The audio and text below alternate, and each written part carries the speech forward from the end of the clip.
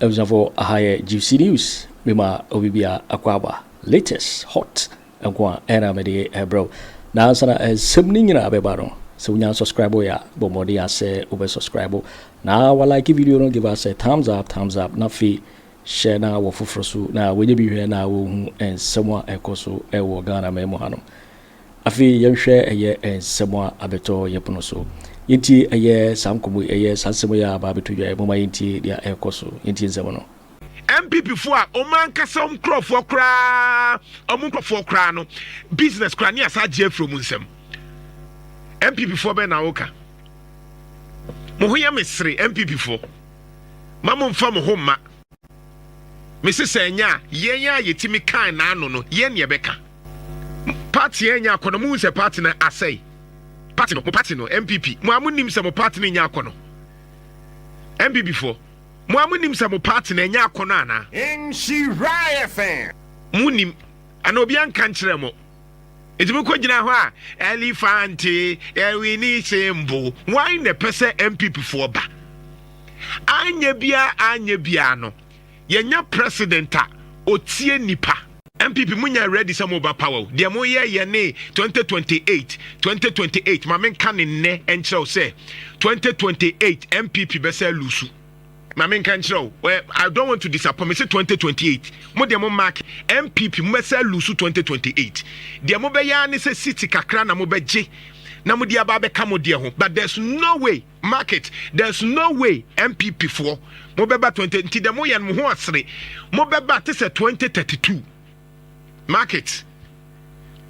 Ade na Akufo Addo de no pese e refisi edi kan the way a conference in this koye no mu yade o mu hihye ni yi e koso pepepe enti JFK ne other team ni nyina no o mu manage ne kama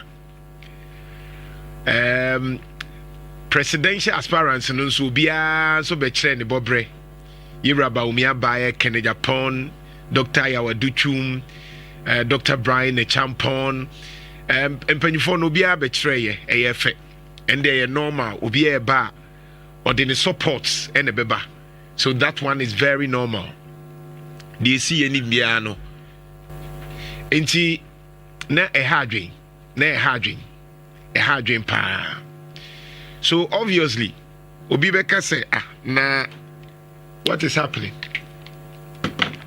What is happening? And then a koso, and then you see, then was here. At the end of the day, something happened. Na die esi ene ne se omo munya akwanya kasaye no na omo twamfonyini bi papa samfonni no me basisi na mababe bobi akiro obi adim ne di okrom papa hwe danim ogina hoi na yese okay mamma wonim die nyina na ense hwe ose chairman bonsu na yese former leader die hwe mfia duonu ngwotwe Shall be Kennedy Agyapong or flag bearer, ye na Atenka. Sanka one per flag bearer. Now, what we say, if you a dual nine, can as well if you do 9 MP. Asne, Obiadim the deal, Chroma say, na ye MPP BB, Yaseka Agyapong, only parliament, beauty, money maybe.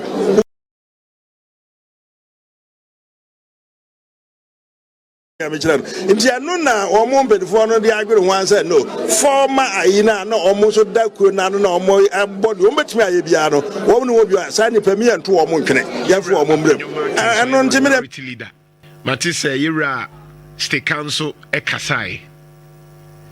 Na Infonina no more channel say bear 6-7 months Ghana 4 Afi NPP and I say Ghana for Krenu Muso Mutuma NDC Ayera John Dramani Mahama na utie yera Afenyo Markin sa oye minority leader ne kasa ye nimu nyina akwa te se ase Ghana for Mutuma Era John Mahama no omanu mu ho na umafe NPP for into team the same stories na ya omokano Russia and Ukraine and na hwan ninti na ma ankoye amayen eno muguswa no muoka ene metwi break kakra NPP namu wa akwenya muntie afena meba so NPP for muntie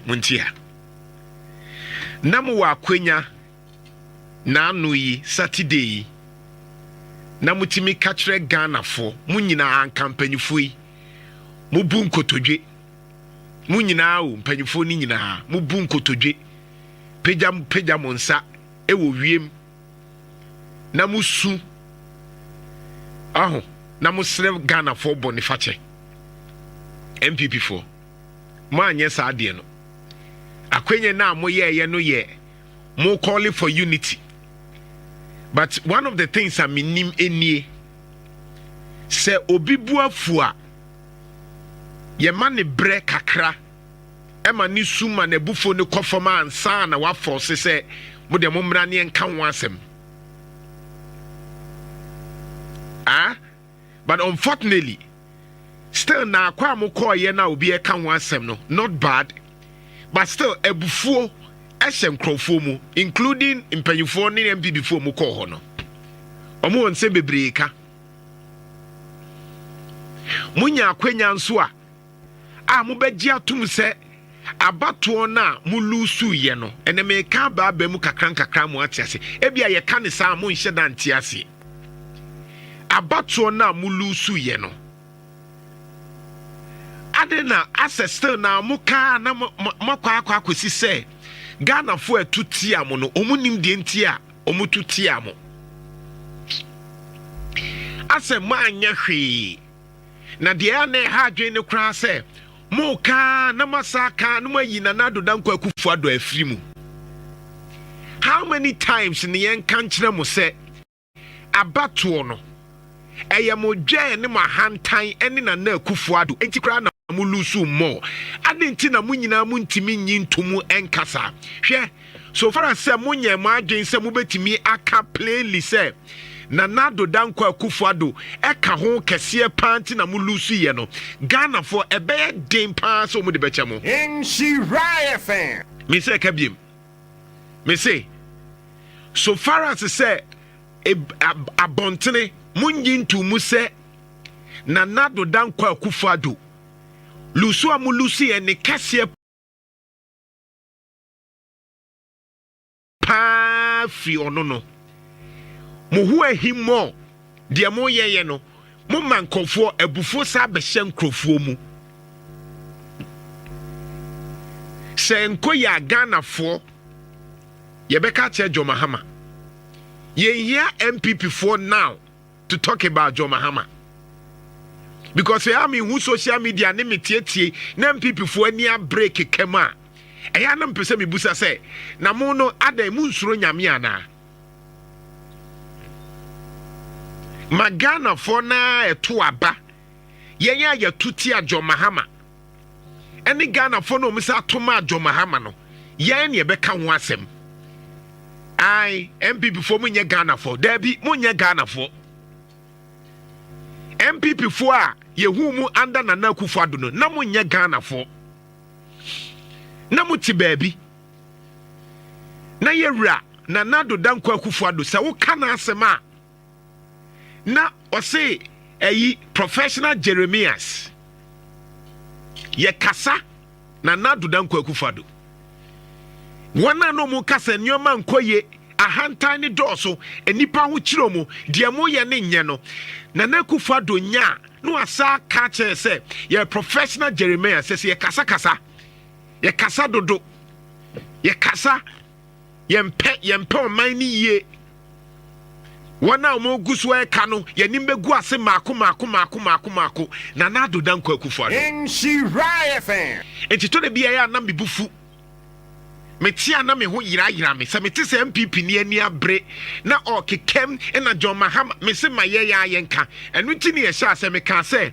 wa wumia wano na nado danko Akufo Addo se ye te won kasa wo ka bia ye beba wo so me de enti ametimi ka John Mahama asem and say NDC for ni bi kra dwase me ka John Mahama omu di ho ahwan ne me mfa ho afiri say na no no me kan ye enti ene metimi aka John Mahama asem me were right say metimi criticize John Mahama we NDC ni na wo mpo emfa me ho because na no na enye no me gire mu ka say enye enti say ene enya metimi aka me metimi aka na we na Akufo Addo egu oman no ede na wo kan ye wa na wunim enso mu di atem enso mu atake yen enso mu kache yesi aboye pa na mo kogina no manya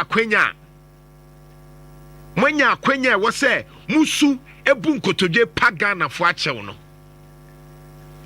makogina ho na den na John Mahama na Ghana fo anu mu ho na den why na person NPP for ba just say obia right now NPP enya kono ye to abane mesa campaign etia NPP tie to abane mesa campaign etia NPP mesa mankrofo asa to etia NPP ye to abana why na pese NPP for mu hoi esa aba aban mu why NPP for be NPP for na omuku nkrofo adwuma no NPP for a omuma nkrofo sika aseye no NPP for mutena se ma Ken Ofori Atta eni na Akufo Addo di o meya broi NPP for a yanwa no mutam sika nyina okaka mu se buoi no NPP for a omanka som nkrofo kra omunkrofo kra no business kra ni asa je from nsem NPP for be na oka mo ho ya mesre NPP for mama mfa mo ho ma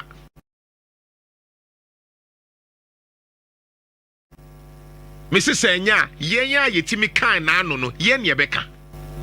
Party yenya akono mu se party na asay. Party no, MPP. Mo amunim se mo party na nya akono. MPP for. Mo amunim se mo party na nya akono ana. Nshiraya fan. Munim ana obi an kan kire mo.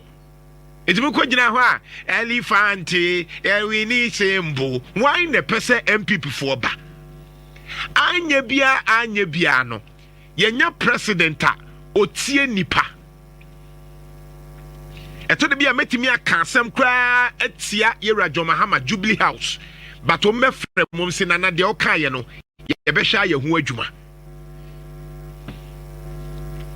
obetimi akasa etia impo John Mahama obechiawo ni bumfu ono obese no akyerɛw de ntia wo yesa anya bia yenya appointees aban we mu appointee John Mahama appointees a se wo ka asem a obefraw no akyerɛkyerɛ nsɛm ni mu se etia ni mpokra na ɔne wonko anya bia yenya John Mahama appointees a obia ye discipline a se wo ka asem udi to social media udi to ha ɔmo pese ɔmo be ye ho adwuma na no bi mika convoy ho asem se John Mahama I'm not happy with that convoy anche na Jubilee House are responding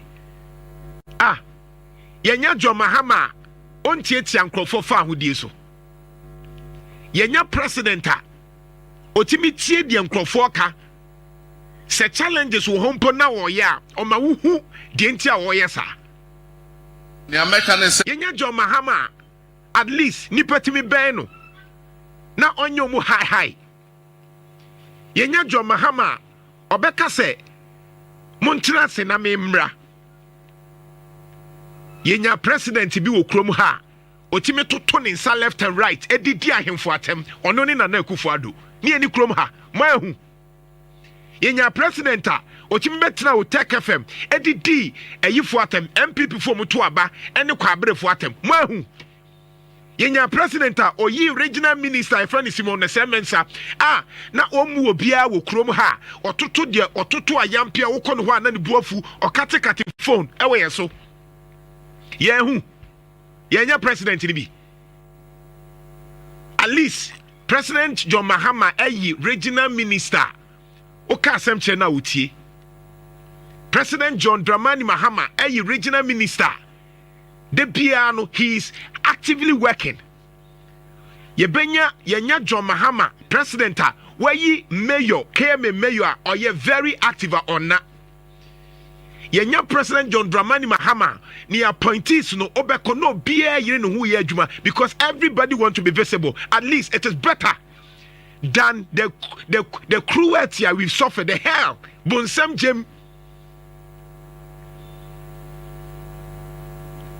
Jem, no, we can't. Bonsam Jem, at that time,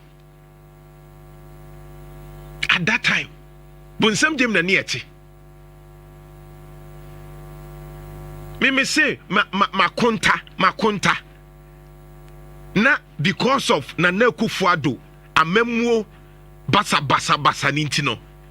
When ya stroke because ni investment Ken Ofori Atta ejeye. Ofri abrochire disika ba behim nwache. Yenya na Akufo Addo abanya sedu agongo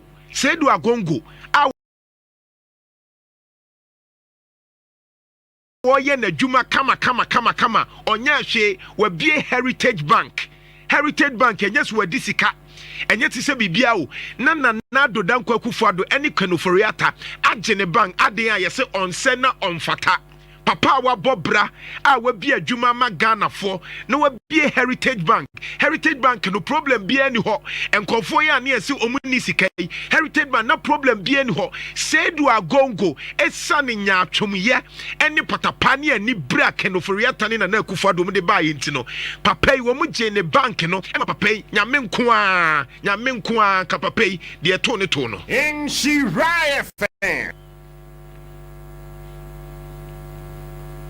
Adey munya sa kwenya ya na mpesa mo kire sa se Ghana fo erafi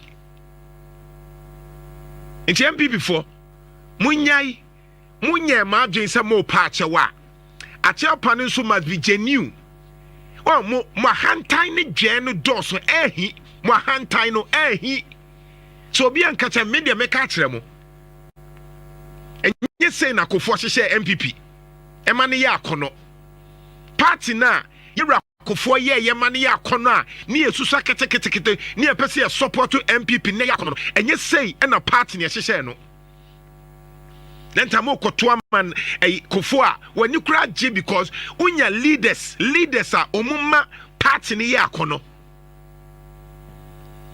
ene dia hantan dweye back kekeke ne hwan na dia na chese as NPP for omasua dia che obia oka bibia na NPP for no mu didi watem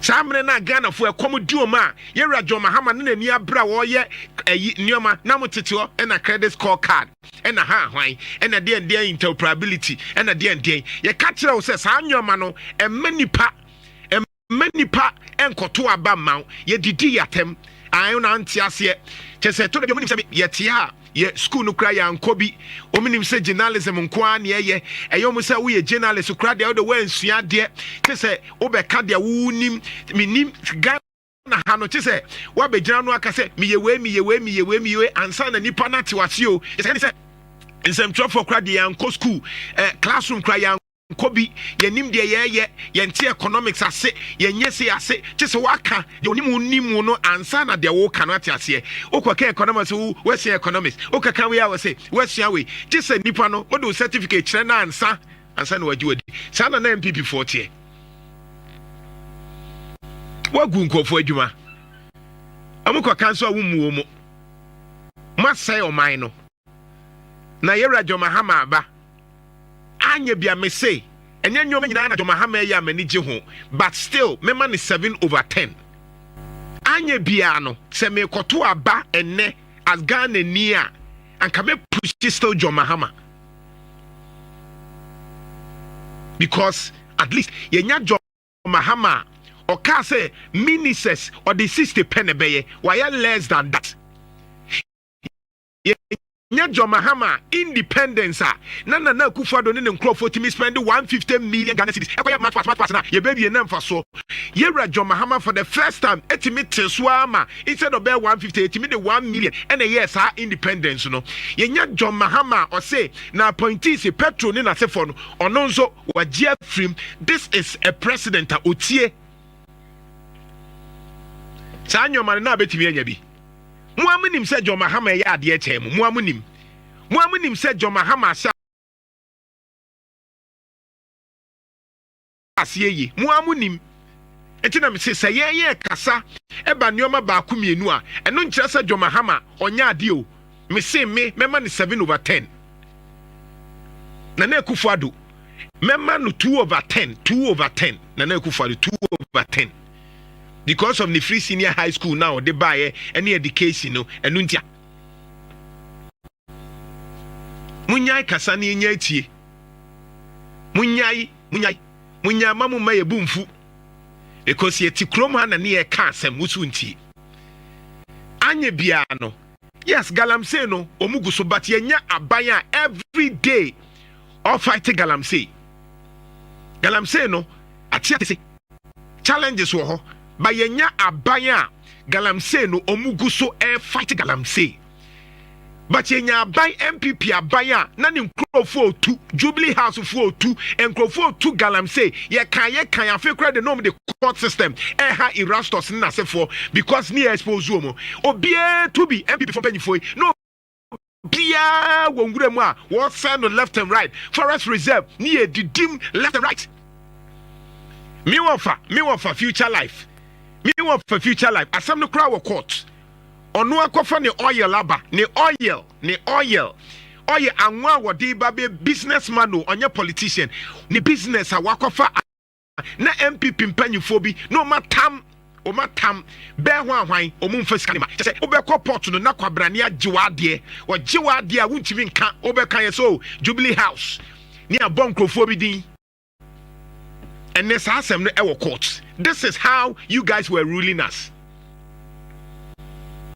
Enra echi baby enam de asem bi to ho se Bank of Ghana madaroma businessmen ye kwa kope dollars ni bi ato ne de aye transactions a bank no ebi so omu ni bi ebi kra se omu ntimi nye maye ye ho kire ye and business for dodo na so omu ho kire omu because ubetimi akase Bank of Ghana say ebia ne de ne 10 cities or something but obekono na banks no unya bi banks ni say dollar ni bi ni ho enti se so kwa abochi enti Bank of Ghana momo cost na mo ana momo figure na mo de ba no enye sa na abochi ni to enti Bank of Ghana beka bi a 10 cities something no okwa abonti a black marketer e be 11 ne 12 ne 13 me kan wansem ama even NDC for no kra no o me se me boa e bi didi matem ba me de didi atem de normal me kan ye no na nse nam de to wona me sre Bank of Ghana for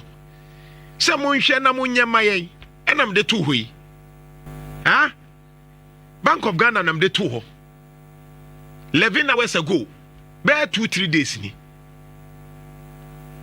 me wo ho enra and a Bank of Ghana governor Tio Bank of Ghana governor Emma Obi wa sign obi say what is a one na jantu ebi ka bibi efa saa dollar ho nsema businessmen na kwa omunya no enti frɛ no me wo hwa na oba bi every Bank of Ghana eno Sunday o enso mu ye adwuma under John Mahama Sunday Bank of Ghana frame me o ma baby frame ma me bi frame me ma me ni so buade kama e no frame me no say nana jantoa ye hu social media nyoma na wo kan efa dollar na problem ne dey for bare 1 hour ma me no o de ko osifa we bra no ye say abotira wo nyama me o say me documents no obey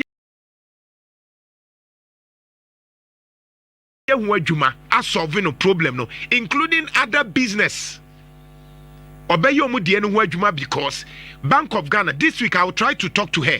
Say the be asa challenges so benya. Now need the name efe. For the first time yetimi ka bibi kire John Mahama any Bank of Ghana governor ni buamfu. Wan kase ye be attack na jantoa. Wan for soldiers am be attack me. Nemum Bank of Ghana governor epe will be say onhwe say e bia problem ko problem nso amekaye no they are solving it for me. Me wie na me de koto Facebook say me da governor of Bank of Ghana say ma asem na okan no obeyeye e na me da President John Dramani Mahama say me da na say wanya governor o ka asem a otie afi NPP fo ni buafu adaya ana na jantoa owo map ntia owo anu ni ntia enkofo tie ntia owo voice ni nti enti na omu ababa be show na ya kane ya kai yenso ye be den se ye wo problem a why na ye be kon ho but na me kasa na governor ekura mi nim no governor me ne ntena ase da me nim ne number onim me number me ni obi ani nkomo but omutimi monitor social media handle etimi solve me problem ama me o say because me nim ntia me so me nim obia the how ne say me come for John Mahama any governor of Bank of Ghana the how ne say me come for John Mahama say where you leader be to say papa yi papa wo kan asema otimi solve samre na me kikemo ka che say business sofa no na wo MPP ni na wani abre no na uti baby NDC for no credit matem say me pese me sabotage na John Mahama no sabre no na wo mia wano ni edidi matem because they make an nya no kre nyamia ya adom na Bank of Ghana ne President John Mahama ne governor etimi abe boamia na me kanfo na adanase a usi buei onti ase na samre na ni edi matem no adenti no ama me ka wo de adenti no amfa wo social media ne wo so ankoka mimi na mo problem Sammy me kan ye no me ne edi matem wa me support me nyame ya adom na ye solve problem na mam na me do ma se a o se ma me do ma se sa hantai no ebi na course no because MPP kran ko bi ba sa be do atem akeka nsehunu kra ye mfiu but under John Mahama unya mpanyifo a omu fiu etina me se MPP for the way John Mahama see ye no NDC ye more attractive to the youth muntie ha me kan we atrel say NDC ho akono e wo mabunu nim me kina mabunu ade enti emfa yese ne kasa at least every week I interact to close over 3,000 students every week enti minim de America and I'm telling you say NDC ho ya akono chai MPP for munim unim de entia because in NDC no emebunu timinya akwenya ekasa in MPP sa akwenya no ebi ni ho me yam postmortem of your conference so I am just asking you guys mo pese mo party ni akono bibia mama mpanyifo ne na age atum na mo wie na mo complaini na se NDC ho ya akono regional minister ya wa hai Franka mo akohene they be on social media all ye accountable to the people. Our TikTok so all trade the so now we MPP now say I na they be on TikTok so now so kwatra TikTok ni so be so on TikTok so kwatra TikTok ni so be so at Facebook so kwatra Facebook ni so e anabu simon say mensa ni Facebook account no they are there to okra and 2 likes 2 nipa 2 pen and like now our Asante Regional Coordinating Council ko check page you know under MPP our regional minister information ben na the two we complain about it nobody cared the regional minister the akoso bia o maye ya where utifie na they be on TikTok so kontra TikTok so nubi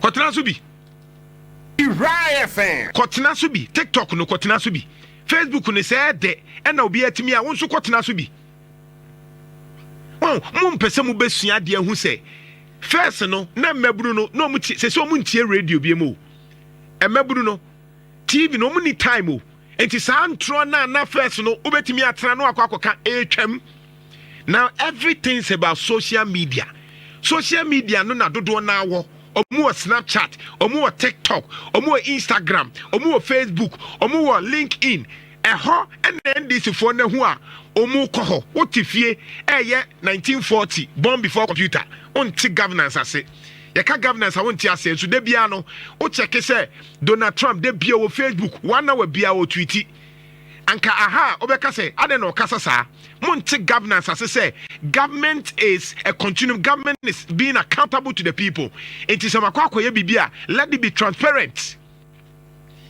MPP munya ready some over power. Dia mo ye ne 2028 ma men kan ne enchel say 2028 MPP be say lusu.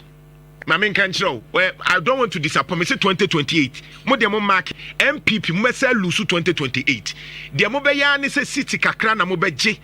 Na mo dia ba be kamo dia ho. But there's no way market. There's no way NPP for mo be ba 20 nti dia mo yan mo ho asere. Mo be ba te say 2032. Market. Ade Nana Akufo Addo dia no pese e refisi Kwabere force e kwan say mo dem ntoma me no problem me force obi ankoto na odidi obi atem mo antimi ampa achew afen na mo pese mo ye dey me say se na no umia wano a mia wano me NDC me metimi akeka bia kiro mo enya meka se enye se ye nso a meka se ye because me wo hu to me na where that is why I'll give clarity to it. So that it doesn't look but you started on the premise of attacking that. You should conduct your due diligence. No, that's a personal attack. No, because I have not mentioned Julius Debra. It's a personal attack on my reputation. How come you were subjecting that they should rather ask me because the chief of staff I should know? No, because you're in government. Yeah, you're in government. No, so you could have put it. You're in government. That's why I said that. You could have put it right that the chief of staff's office is there.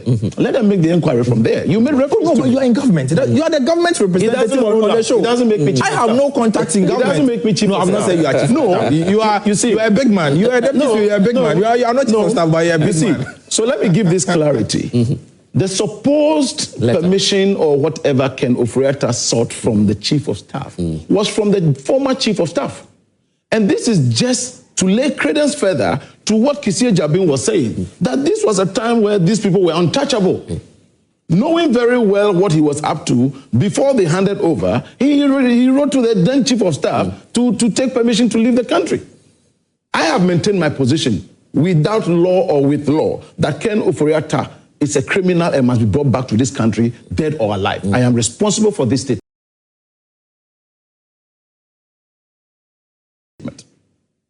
This is somebody who was everywhere clad in white, quoting Bible verses, saying all manner of things, making us look... Anyways, see. Take it easy. Bless it. That's why I asked the question earlier.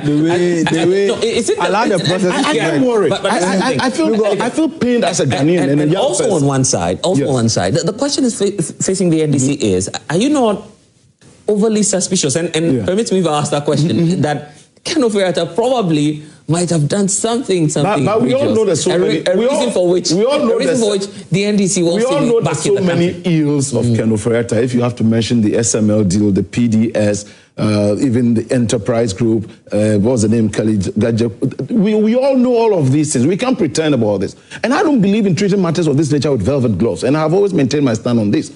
If you've been found guilty or you are even suspected to be so, it is so shameful that Ken Ofori Atta, after being the longest serving finance minister of this country, cannot bring himself. The longest serving, Professor Kwesi. Oh, he's not the longest. Well, has not brought himself and is not ready and willing to bring himself. Was Ken Ofori Atta not sick in this country? Did we not see it visibly, physically? And he was still holding on to the position that he was not taking salary and therefore he can also not abandon his children. So suddenly what has gone wrong when you are supposed to be brought to book for accountability? That is another matter I'll come to. But in the first place, I still hold the personal view that the office of the special prosecutor was intended for bad.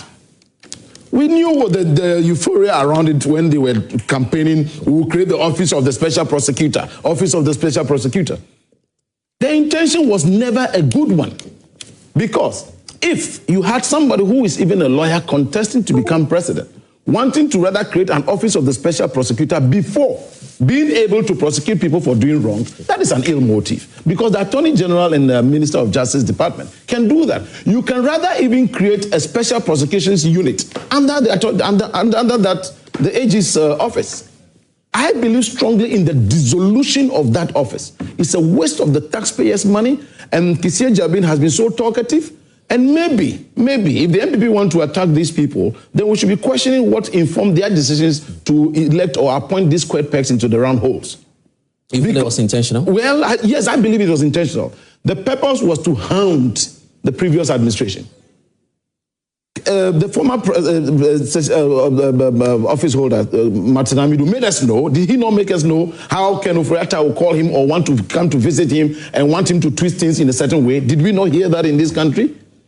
And then in the end, he made us know that the then president was the mother serpent of corruption. Then all hell broke loose because they didn't expect it.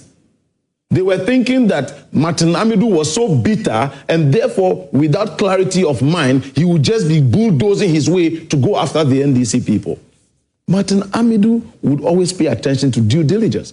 And when now shove came to push and he had to do what was right, then they now felt they had to frustrate him and he had to resign. That resignation alone was very shameful and a major blot on the integrity or the integrity of President Nana Addo Akufo Addo and the NPP. Then came another one. They were praising again Kwabena Agyapong, who we are told is one of the best, etc. It's always been press conferences and a lot of talk, and doing nothing. I believe that that office should be dissolved with immediate effect. I believe that we should rather create a special prosecutions unit, whatever, under the AG. So the OSP office should be merged. There's nothing like such independence as is being said by them when they established that. We have seen over the past 8 years that there was no independence. Finally, even Kwabena Agyapong, excuse me, but the coward that he was couldn't say the things that were militating against his progress. Maybe because he feared for his life anyways. Maybe. But he has demonstrated again that he was not independent and was a coward. So he waited until they have left office and now he's telling us that at the time this was the most powerful people, you couldn't do this, you couldn't do that. What stopped you from briefing us, the public, about what challenges you were facing at the time? You couldn't tell us all of this. Then if now you are suddenly telling us all of this, it means that, are you saying, if we, the current government, which I know will never be the case, President Mahama will not endorse that. It's also frustrating you. You will keep quiet and not say it until maybe the next 4 years or next 8 years or 12 years. When this government is actually expiring soon.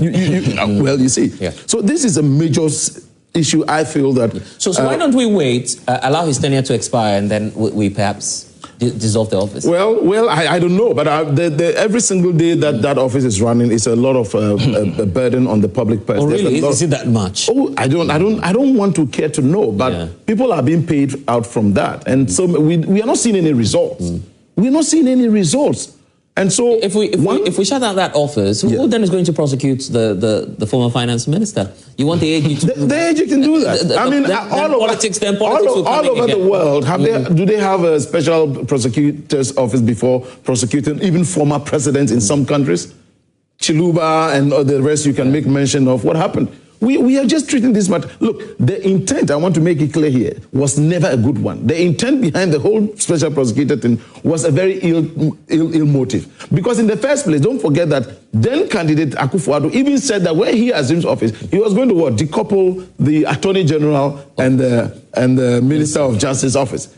He couldn't do that, but he rather brought an addition that was making the whole work murkier. I mean, like you said, special prosecutor can initiate a process and the Attorney General will just halt it. What happens then? And so there was no political will. Yeah. There was only an intention to hound or to hunt the previous administration, which unfortunately failed because the very person they put there, they thought was bitter. They thought he was going to go ruthlessly after his own people. Meanwhile, there was no basis. He may have personal issues, which he is very frank and open with. That does not mean that he holds a strong view against the entirety of the National Democratic Congress or wrongly against people. Yeah. And so that it is now more about even competence, the need for these. And I don't think that we need to treat this matter kindly at all. Yeah. It's shameful what Ken Ofori Atta is doing. He's embarrassing himself and his entire family. I must say this, his entire family. Because this is somebody who put himself on that pedestal, soft-spoken, clad in white, quoting Bible verses, making us believe that God was everything, and all that nonsense was just to swindle all of us. Today, come to be accountable, you don't want to. And I'm repeating for the last time, I believe strongly that Ken Ofori Atta is a criminal, and he must be brought to book, brought to this country, dead or alive. But when you say that, that's a strongly worded Yes, statement. it is my belief. I'm not even accusing him of being criminal. But I believe in my mind that He is criminal. You're not being fair to him. Why not wait, Elikem, for the court processes to be... We are waiting. We are waiting. Well, anyway, can I come in? Okay. I think that the word criminal has never been a legal invention for somebody to be prosecuted or found guilty by a court before you go. A criminal has never been a legal invention. Yes. If you take the dictionary, it has its raw meaning. It was adopted by law, but it has never been a legal creation. So when somebody calls somebody a criminal, don't look at the other way around. You're only looking at it from the legal perspective. And again, I think the fixation why people are so much on Ken Ofori Atta case, it's not just the people. Even within the NPP, people have forgotten about that. Within the NPP, there was a deliberate attempt by a certain group of MPs that they were fed up with the actions and the inactions of the gentleman. They wrote to the president and they wanted him to boot the gentleman out.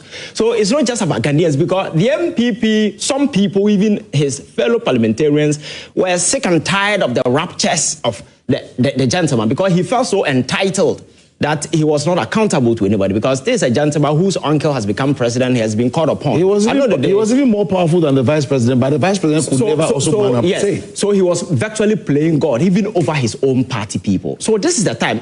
And this come to this point. We live in a country where we don't put men of integrity, men of conviction into sensitive position. Because in all of these things, you can shame people by saying, hey, I didn't do anything, I'm available, let's do this. You understand? Because your colleagues, some of the people in the NPP who serve, even the president himself is in the country. President Akufo Addo, he's in the country. And the vice president is in Ghana.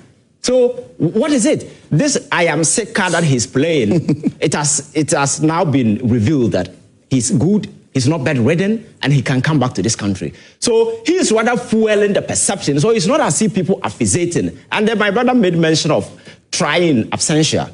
You see, the court is a place of reasoning. If you follow the Nuremberg trial after the Nazis' excesses, then to try somebody in absentia, you need to adduce evidence to satisfy the court that indeed the person is not available. You have tried all. It's an extra layer of work. Exactly. So it's not an option you can just go for and say, I'm trying the person absentia. The office of the special prosecutor and the AG need to start something, initiate something. If it becomes unsuccessful, then you can adduce that as an evidence and prove to the court that I did all that I could.